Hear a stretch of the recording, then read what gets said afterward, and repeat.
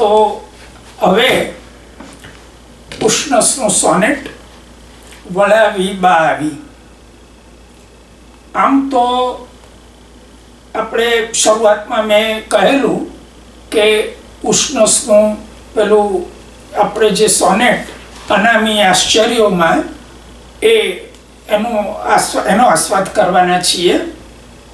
પણ વળાવી પહેલેથી જ વળાવી બા આવીનો પ્લાન હતો, પણ ખુદ ઉષ્ણસે એમના આ કાવ્યનો આસ્વાદ કરાવ્યો છે અને હું એની શોધમાં હતો, મળે જ નહીં. એટલે પછી એમ થયું કે સારું બીજા એક સોનેટનો આસ્વાદ કરીએ. ત્યાં રમણ સોનીનું મારી પાસે એમનું પુસ્તક ઉષ્ણસ સર્જક અને વિવેચક, એ આમ તો મૂળ એમનો પીએચડીનું ડિસર્ટેશન હતું, પછી થોડા સુધારા વધારા સાથે પુસ્તકાકારે પ્રકટ થયું. રમણ સોનીનું કામ એટલે સાંગોપાંગ, આમ બરોબર નાનામાં નાની વિગતમાં ચોકસાઈથી સભર. તો એની સૂચિમાં, એકાદ પ્રકરણની સૂચિમાં આ ઉષ્ણસનો વળાવી બાવીનો આસ્વાદનો સંદર્ભ એમણે આપેલો કે ઉષ્ણસના રૂપ અને રસ એ નામના વિવેચન સંગ્રહ એમાં આ છે. હવે તો મારી પાસે હતું, મેં જોયું બરોબર, એમાં આ વળાવી બાવીનો આસ્વાદ ખુદ ઉષ્ણસે કરાવેલો આસ્વાદ હતો. એટલે આમ તો કાખમાં છોકરો ને ગામમાં શોધ્યું એવી દશા થઈ, પણ મળી ગયું. એટલે વિચાર કર્યો કે તો પછી આ વળાવી બાવી એના આસ્વાદથી જ શરૂ કરીએ. વર્ષો પૂર્વે ઉષ્ણસ જ્યારે અમેરિકા આવેલા ત્યારે અમારા ઘરે એમનું કાવ્ય પઠન અને એમનો વાર્તાલાપ હતો. અને ત્યારે એમણે એમના આ ઉપનામ ઉષ્ણસ ઉપનામ, આમ તો કહીશું છે નટવરદાસ પંડ્યા એવું એમનું નામ, પણ આ ઉપનામની જે હાસ્ય વિનોદ મજાક મશ્કરીથી એની વાત કરેલી, મિત્રોને ખડખડાટ હસાવી મૂકેલા. પછી તો એને એમણે હાસ્યરસના નિબંધનું સ્થાન આપ્યું. પછી તો બીજા અનેક હાસ્યરસના નિબંધો લખીને પુસ્તક આકારે એક માત્ર હાસ્યરસના નિબંધોનું પુસ્તક એમણે પ્રકટ કર્યું. આ આપણું નાનકડું ગુજરાતી કાવ્ય સાહિત્યમાં અર્પણ. ના, એનાથી વધારે મૂલ્યવાન અર્પણ તો ઉષ્ણસ જ્યારે અમેરિકા આવ્યા પછી એ અમેરિકાના અનુભવો એનું એમણે એનો કાવ્ય સંગ્રહ એમણે પ્રકટ કર્યો, પૃથ્વીને પશ્ચિમ ચહેરે. હવે હું સમજુ છું કે આ કાવ્ય સંગ્રહ તો તમે ક્યાં વાંચવા જાઓ, વાંચવું હોય તો પણ હવે આજે ઉપલબ્ધ હશે કે કેમ એક સવાલ છે.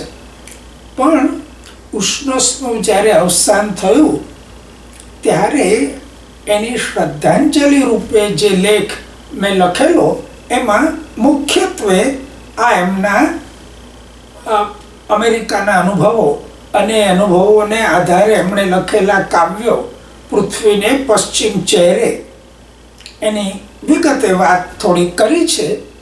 અને ગુર્જરીમાં એ લેખ પ્રકટ થયેલો. એટલે ગુર્જરી તો તમે સબસ્ક્રાઈબ કરો જ છો ને. અને ગુર્જરી તરફથી હવે મારી છાજલીએથી અને બીજા વિવેચન લેખો એ પુસ્તક આકારે પ્રકટ થઈ રહ્યું છે. તો એમાં તમે એ લેખ જોઈ શકો. ઉષ્ણસનો પરિચય આપવો દુષ્કર છે. એનું કારણ એમના કાવ્યોની માત્ર ગુણવત્તા જ નહીં, પણ એમના કાવ્યોની ઈયતતા. ઉષ્ણસે પુષ્કળ લખ્યું છે. દીર્ઘ આયુષ્યનો, એક તો સૌભાગ્ય, અને છેક જીવનના છેલ્લા શ્વાસ સુધી એમણે લખ્યા કર્યું. એમના 800,000 કાવ્યો, એમાંથી 400 450 તો સોનેટ છે. તો ઉષ્ણસ માત્ર સોનેટકાર નથી, એ સોનેટ ખોર છે. સુરેશ દલાલે કહેલું કે ઉષ્ણસ સોનેટ એડિક્ટ છે. સોનેટનું તો જાણે એમને વ્યસન પડી ગયું છે. એટલે જ્યારે જ્યારે પણ અવકાશ મળે ત્યારે એ સોનેટ જ લખે. એટલે અહીં તો હું ઉષ્ણસની થોડીક 2-4 પંક્તિઓ ટાંકું છું. એને જો પરિચય ગણવો હોય તો ઉષ્ણસના કવિ વ્યક્તિત્વને મૂર્ત કરતી આ 2 પંક્તિઓ જુઓ. હું તારકોને તૃણની બીચોબીચ, હું ફરીથી સાંભળો, અને અંત્યાનુપ્રાસ અદભુત છે. હું તારકોને તૃણની બીચોબીચ, હું તારકોને તૃણથી ખીચોખીચ. આ સમગ્ર ઉષ્ણસને એના કવિ વ્યક્તિત્વને મૂર્ત કરે છે. આ 2 પંક્તિઓ જુઓ. શું એમને એમાં આપણા પૌરાણિક સંદર્ભોને મૂર્ત કરે છે. પ્રથમ શિશુ સૌ કાનો. બધા બાળકો, પહેલું આપણું બાળક જન્મે એ કૃષ્ણનો જ અવતાર છે. પ્રથમ શિશુ સૌ કાનો, માતા બધી જ યશોમતી. અને માતા માત્ર યશોમતીનો અવતાર છે. મૃદમલિન મોમાં બ્રહ્માંડો અનેક વિલોકતી. અને ઉષ્ણસની આ પંક્તિઓનો વેગ અને આવેગ તો જુઓ. છે કોઈ આ પૃથ્વીની પ્રકૃતિથી અતિ પરિચિત લઘુ ક્ષિતિજથી. આ અતિ પરિચિત લઘુ ક્ષિતિજથી આ પંક્તિનો એકે એક વર્ણ લઘુ છે. અતિ પરિચિત લઘુ ક્ષિતિજ. આ અતિ પરિચિત લઘુ ક્ષિતિજથી કંટાળ્યું હું સમ. આ મારી જેમને બદલે હું સમ. કંટાળ્યું હું સમ તો ચલો ઉઠો. આમ આ પંક્તિ તમને જ્યાં સૂતા હો તો ઊભા કરી દે, ને ઊભા હો તો દોડતા કરી દે, એવો આ પંક્તિઓનો વેગ છે. પણ આપણે ઝટપટ વળાવી બાવી એ તરફ વળીએ. આપણા જીવનમાં અસાધારણ પ્રસંગો તો બહુ ઓછા આવે છે. આપણું જીવન અનેક નાના મોટા સુખ દુઃખોનું બનેલું છે. એના તાણાવાણાથી જ આપણા જીવનનું પોત વણાય છે. એવો જ એક સર્વસાધારણ પરિચિત કુટુંબીઓના જુદા પડવાનો પ્રસંગ આ કાવ્યમાં નિરાડંબરી રીતે રજૂ થયો છે. એ નિરાડંબરી છે માટે જ એની વેદના વેધક છે. ગુજરાતનું કોઈક નાનકડું વતનનું ગામ. ભણી ગણીને છોકરાઓ તો બહાર ગામ નોકરી ધંધે લાગી ગયા છે. ઘેર માત્ર વડીલો વૃદ્ધો જ રહ્યા છે. આપણી બહુ જાણીતી કહેવત છે કે કમાઉ દીકરો દેશાવર ભોગવે. આ સંસારનો ક્રમ છે. અને માત્ર ભારતમાં નહીં, અમેરિકામાં તો સવિશેષ. અહીંયા તો આ ઓપન હાઉસ, આપણું જે હાઉસ એ એમ્પ્ટી હાઉસ સિન્ડ્રોમ, એનાથી આપણે સૌ ભોગવીએ છીએ વેદના. અહીંયા તો દીકરા દીકરીઓ 18 વર્ષના થતાં જ ડોમમાં ચાલી જાય અને પછી ત્યાંથી એનું કોલેજ, ગ્રેજ્યુએશન, પછી નોકરી ધંધો. અને છોકરાઓને આપણે તો ક્યારેક જ જોઈએ રજાઓમાં, વેકેશનમાં.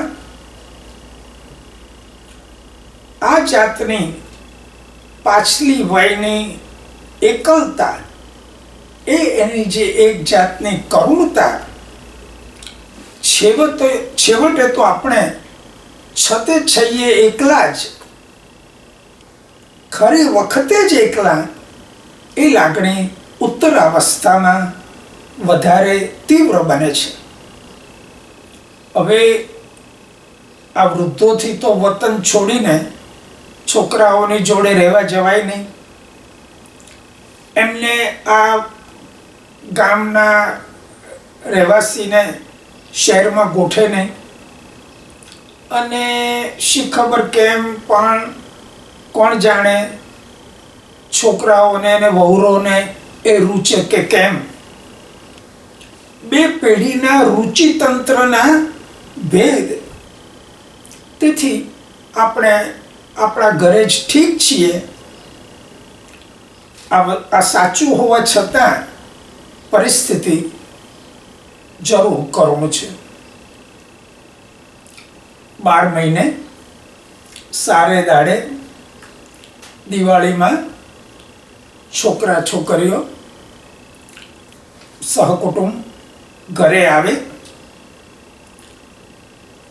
કહો કે છોકરાઓ ઘેર આવે તે જ આ વૃદ્ધોને મન દિવાળીનો પ્રસંગ છે.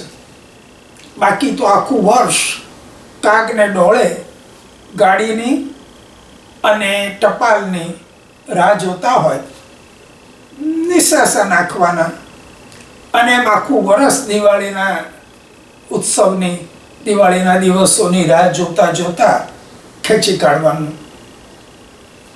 ઉષ્ણસે એક બહુ સરસ વાત પર ધ્યાન દોર્યું છે કે આપણા કવિઓએ વિરહિણી નાયિકાના સર્વ ઋતુનો વિપ્રલંબ શૃંગાર ગાવામાં કંઈ બાકી નથી રાખ્યું. આ કાવ્ય પ્રકારને જ કહે છે બારમાસી. તો જ્યારે પતિ પરગામ હોય ત્યારે કારતક મહિનામાં આવી રીતે એ વિરહિણી નો વિરહ ભોગવે છે, વ્યક્ત કરે છે. માક્ષરમાં, પોષમાં, આષાઢ, ભાદરવો, આસો. પછી પણ આ બારમાસીનો કાવ્ય પ્રકાર, કાવ્ય સ્વરૂપ મધ્યકાલીન કવિતામાં જ હતું. અર્વાચીન કવિતામાં હવે એ સ્વરૂપ રહ્યું નથી. એક અપવાદ, અને તે રાજેન્દ્ર શુક્લનો બારમાસી. શું સરસ કાવ્ય છે! આપણે બને તો કદાચ એ કાવ્યનો પણ આસ્વાદ કરવાના છીએ. તો એમાં એટલે એક તો અર્વાચીન યુગમાં બારમાસીનું કાવ્ય સ્વરૂપ છે જ નહીં, એમાં રાજેન્દ્ર શુક્લે આ કર્યું છે એ વિલક્ષણતા તો ખરી, પણ એનાથી વધારે એક બીજી પણ વિલક્ષણતા છે. પણ એ વાત જ્યારે આપણે કાવ્યનો આસ્વાદ કરીશું ત્યારે. તો ઉષ્ણસ કહે છે કે આ સર્વ ઋતુઓમાં જે વિપ્રલંબ વત્સલ એવું નામ ઉષ્ણસ એને આપે છે. તો એ વિપ્રલંબ વત્સલની ખાસ નોંધ આપણા કાવ્ય સાહિત્ય લીધી નથી. છતાં આ કરુણ વત્સલની ઘટના તો ઘરે ઘરે બને છે. કવિએ અહીં ઉનાળાના મોટા વેકેશનની વાત નથી કરી,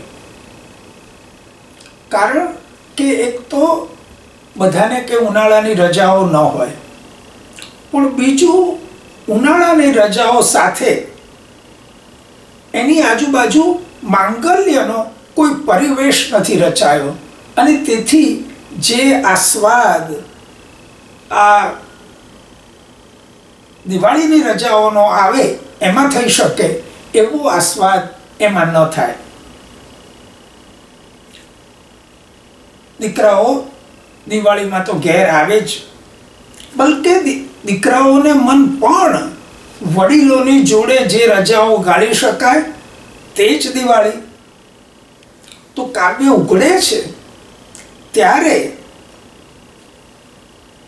આવી મિલનોત્સવ જેવી, કુટુંબોત્સવ જેવી દિવાળીની રજાઓ પૂરી થવા આવી છે. બધાએ સાથે ગાળી હોય તેવી આ છેલ્લી જ રજાઓની રાત છે. પણ તમે જુઓ, કવિએ કાવ્યની શરૂઆત એક નાટ્યાત્મક ક્ષણથી કરી છે. એક તીવ્ર હૃદય સ્પંદની શક્યતાવાળી ઘડી એમણે પકડી છે. દિવાળીની લાંબી રજાનો આનંદ મિલનોત્સવ હવે પૂરો થાય છે, પૂરો થવામાં જ છે. પણ એમાં પણ કવિએ જે રીતે શિખરણી છંદ પસંદ કર્યો છે અને શિખરણીનો લય આ ભાવને જે રીતે વ્યક્ત કરે છે, રજાઓ દિવાળી તણી થઈ પૂરી, તો પહેલો લઘુ રજાઓનો ર, પછી 5 ગુરુ, તો એ એકી સાથે આવતા 5 ગુરુ એ આ રજાઓનું દીર્ઘત્વ આ ગુરુ વર્ણોથી એ વ્યક્ત થાય છે. અને તણી થઈ પૂરી એ આવતા પછીના બધા જ લઘુઓ એ એટલી ઝડપથી રજાઓ પૂરી થઈ જાય છે. એ લઘુ વર્ણોથી આ આનંદ ઉત્સવની દ્રુત ગતિ એ કવિ મૂર્ત કરે છે. આમ આ છંદો લય એ પણ આ કાવ્યની શરૂઆત માટે કેટલો બધો ઔચિત્યપૂર્ણ છે.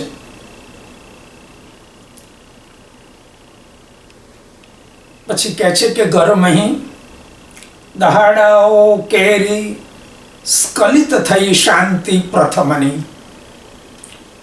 આમ તો બધું સુમસામ હોય છે, પણ જ્યાં આ આવે છે દીકરાઓ એમની વહુરોને લઈને, એમના બાળકોને લઈને, કે ઘરમાં બંગડીનો રણકાર, ઝાંઝરનો ઝંકાર, બાળકોનો કલશોર, મોટાઓની વાતના તડાકા, આ બધા અવાજોથી, આ સ્નેહ અને વાત્સલ્યથી આખું ઘર ખચી ઉઠે છે.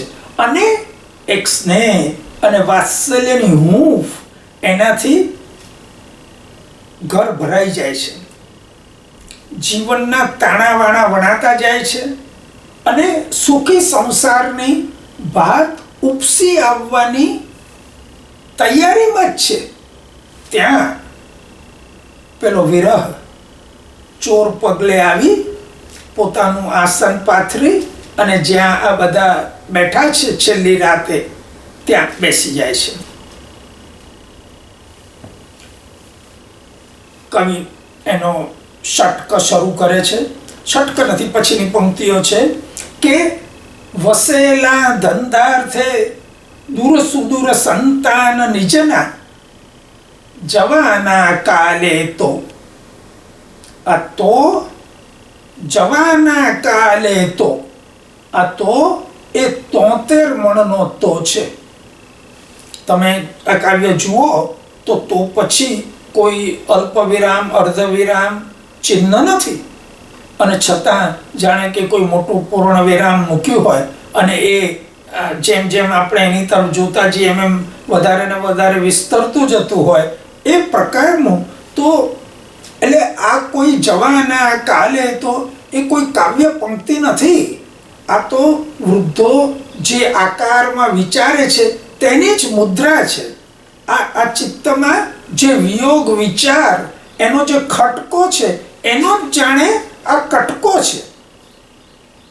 વળી પાછી આ લોકો જશે એટલે પાછી 1 વર્ષની એકાંતવાસની સખત સજા. અને હજી તો આવતીકાલે આ બનવાનું છે, પણ આવતીકાલની આવનારી પેલી શૂન્યતાની ભરતીની જાણે છોડ કાળના કાંઠાને ભેદી અને આ છેલ્લી રાતના સાંપ્રતને સ્પર્શી જાય છે. એ સમય ઓળંગીને જાણે આજે આવતીકાલે બનનારું છે તે જાણે આજે આવીને ઊભું હોય એવું લાગે છે. કોને ખબર આવતીકાલ જોઈશું કે નહીં. આ ત્રણેય કાવ્યના પાત્રો વૃદ્ધો એ વૃદ્ધ છે માટે જ ખર્યું પાન છે. વર્ષ પછી કોણ જીવશે ને કોણ મરશે એ કોને ખબર છે. એટલે એ જે જવાના કાલે હતો એમાં જે શૂન્યતાનું જે ચિત્ર છે, અને એમાં પાછું કહે છે કે પિતાજી, બા અને આ જુઓ સદાના ગંગા સ્વરૂપ ફોઈ. સદાના એટલા માટે કે જ્યારથી આ છોકરાઓ મોટા થતા હતા ત્યારથી એમણે તો ફઈને આ વિધવાના સ્વરૂપમાં જ જોયા છે. એટલે બાળ વૈધવ્ય મળ્યું હશે અને પછી બીજું કોઈ એમને સાચવનાર નહીં હોય એટલે પિયર પાછા આવ્યા હશે. એટલા માટે સદાના ગંગા સ્વરૂપ હોય. આજે રજાની આ છેલ્લી રાતે આખું કુટુંબ ભેગું મળીને બેઠું છે. કારતક માસની ઠંડી છે એટલે ભારેલા અગ્નિની પેલી માટીની સગડીની આજુબાજુ બધા એની હૂંફે, એ અગ્નિની હૂંફે સૌ બેઠા છે. પણ કદાચ અગ્નિ કરતા વધારે તો એકબીજાની હૂંફે સૌ બેઠા છે. પણ કોણ જાણે કેમ આજે વાત જામતી જ નથી. જ્યાં કોઈ વાત શરૂ કરે કે તરત જ એ પળે પૂરી થાય છે. કોઈ હાસ્ય, વિનોદ, કોઈ કશું આમાંથી નિપજતું જ નથી. કોઈ ગ્લાનિના મૌનની રાખ એ આ વાતો ઉપર છવાઈ જાય છે. જાણે કે પેલા સગડીના કોલસાની જેમ આ વાતો પણ કજળી જાય છે. કોઈ અજાણ સત્વે આ આનંદોત્સવના મંડપમાં પ્રવેશ કર્યો છે. ચૂપચાપ એનો અણસાર આ વૃદ્ધોને તો વર્તાયો છે. સગડીની આજુબાજુ 3 પેઢીઓ ગોઠવાઈ ગઈ છે. ત્યાં ચોર પગલે, કોઈને જાણ પણ ન થાય એમ, કોઈને વહેમ પણ ન આવે એમ લપાઈ, સંકોચાઈ અને આ સત્વ બેસી ગયું છે. અને તે તો છે આવતીકાલે પેલો આવનારો વિરહ. વૃદ્ધોએ તો પોતાના આવતીકાલનો આ એકમાત્ર કર્મે લખાયેલો અણગમતો સાથી જોઈ લીધો છે. એટલે તો ત્રણે ચૂપ છે. અને પેલી અનિવાર્ય શૂન્ય એકલતા ભરી કાલમાં જીવતા હોઈશું કે નહીં એવા એક નિશ્વાસ સાથે આવતીકાલના વિરહને ઉવેખીને કે પછી સ્વીકારીને વૃદ્ધો થોડીક આમ તેમ નિરર્થક, અર્થ વિનાની વાતો કરી ઉઠે છે અને સૂઈ જાય છે. કોણ જાણે સૂતા હશે કે પછી આખી રાત પડખા જ ઘસ્યા હશે. ને અનિવાર્યપણે સવાર તો પડી જ. અહીં આ 9મી પંક્તિએ માત્ર સોનેટનો પલટો જ નથી, આ જીવનનો પલટો છે. જો ષટક અને એમાં કવિનું કવિકર્મ, સવારે ભાભીનું ભર્યું ઘર લઈ ભાઈ ઉપડ્યા, ગઈ અર્ધી વસ્તી, ઘર થઈ ગયું શાંત સગળું, બપોરે 2 ભાઈ અવર ઉપડ્યા લે નિજની, નવો ઓઢા ભારિયાઓ પ્રિય વચન મંદ સ્મિતવતી. તો આ સવાર થયું. પંખીઓનો ટહુકાર તો બહાર થયો, પણ ઘરમાં બાળકોનો ટહુકો થયો નહીં. મોટા ભાઈ ને ભાભી પોતાના બાળકોને લઈને મોં સૂચણું થાય તે પહેલાં જ ચાલ્યા ગયા. આમ સૂરજ ઉગતાની સાથે જ ઘર આખું અડધું ખાલી થઈ ગયું. અને પછી તો વિરહના ચક્રવર્તીપણાની આણ વિસ્તરવા જ લાગી. પછી બપોરે તો બે ભાઈઓ એ પોતાની આ મધુર ભાષિણી અને સ્મિતવતી એ મંદ હાસ્ય કરનારી એ એમની પત્નીઓને લઈ અને પણ ચાલી ગયા. આ તમે જુઓ, ઉષ્ણસે જે એક દીર્ઘ સમાસ યોજ્યો છે અને છતાં એનો પ્રસાદ, એની પ્રાસાદિકતા, એટલીની અર્થવાહિતા કેટલી પ્રકટ છે. જુઓ, બપોરે બે ભાઈ અવરો ઉપડ્યા લઈ નિજની નવોઢા ભારિયાઓ, નવી પરણેલી પત્નીઓ, પ્રિય વચન મંદસ્મિતવતી. પ્રિય વચન મંદસ્મિત, આટલા શબ્દોને એક જ સમાસમાં યોજ્યા છે. અને છતાં અને આ એ જે પ્રિય વચન મંદસ્મિતવતી અને એમાં જે પેલી ગઈ અડધી વસ્તી, ઘર થઈ ગયું શાંત સઘળું, અને બપોરે બે ભાઈ અવર ઉપડ્યા લઈ નિજની, એ બે પંક્તિનો તમે દીર્ઘ ઈકારાંત છે. કેટલા દીર્ઘ ઈકારાંત વાળા શબ્દો છે. એ દીર્ઘ ઈ એના ઉચ્ચારણને લીધે આ કરુણને તથા કશિક નિસહાયતાને આમ ઘૂંટે છે. આ નવી વહુઓનું કવિ આ એક સરસ સમાસ યોજીને આપણા મનશ્ચક્ષુ સમક્ષ સ્તરવર્યા કરે એવું ચિત્ર આંકી દે છે. અને પ્રિય વચન મંદ સ્મિતવતી તો મલાજાને કારણે પ્રિય સાથે ધીમે અવાજે વાત કરતી, અને મર્યાદાને કારણે ખડખડાટ હસતી નહીં પણ સ્મિત ધારણ કરતી. એવી બે વહુઓ પણ આખરે ગઈ. અષ્ટકમાં 3 વૃદ્ધો હતા, પિતાજી, બા અને આ ફોઈ. ષટકમાં માત્ર એક જ છે, બા. પિતાજી કદાચ અનાસક્ત ભાવે હવે ગયા છે છોકરાઓ એટલે હિંચકા ઉપર બેઠા હશે.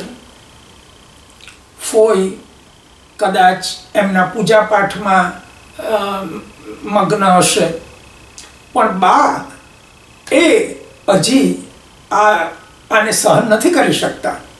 એટલે આટલી વહેલી સવારે જ્યારે મોટાભાઈ ભાભી એમના બાળકોને લઈને ગયા ત્યારે ઠેઠ ગલીના નાકા સુધી વળાવવા જાય છે. એ જ પ્રમાણે જ્યારે આ બીજા બે ભાઈઓ એમની નવોઢા ભારિયાઓને લઈને એ જ્યારે જાય છે ત્યારે એમને પણ વળાવવા જાય છે.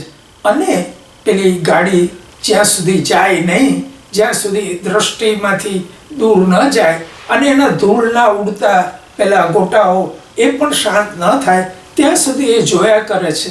અને પછી આ સાળુના પાલવથી એ આંસુને લૂછતી એ ઘરે આવે છે. અને કવિ બહુ સુંદર રીતે આખી વાતને મૂકે છે કે આવે છે ત્યારે જુએ છે, ગૃહવ્યાપી જોયો વિરહ.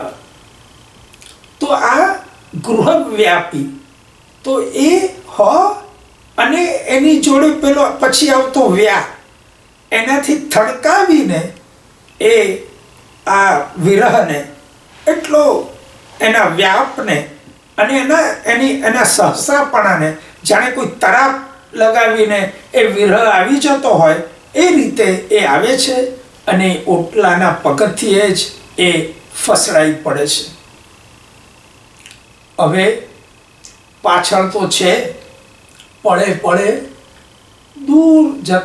દૂર થતા દીકરાઓ, એમનો પરિવાર, અને આગળ છે ભર્યો સોનકાર. આપણે ઉષ્ણસના શબ્દોમાં જ વિરમીએ. એમણે કહ્યું છે કે એક રીતે આ મારું સદભાગી કાવ્ય છે. મારા સઘળા દોષોથી એ ઉગરી ગયું છે. સાવ સરળ ભાષા, સરળ ઘરગથ્થુ મુદ્રાવાળો શિખરણી છંદ રચનાની અનાયાસતાને પ્રકટ કરે છે. સૌના અનુભવની કક્ષાની વાત, નહીં ચિંતનના ભાર કે ગહન અર્થનો બોજો, નહીં સંકુલ અલંકાર પ્રાચુર્ય કે નહીં અતિ સંસ્કૃત કે ગ્રામ્ય ભાષા. આપણા સૌના જીવનની એક સામાન્ય અનુભૂતિની વાત અહીં સર્જનની ધન્ય ક્ષણે કવિતાના સ્તર સુધી સહેજે ઉચકાઈ આવી છે અને અસામાન્ય બની છે.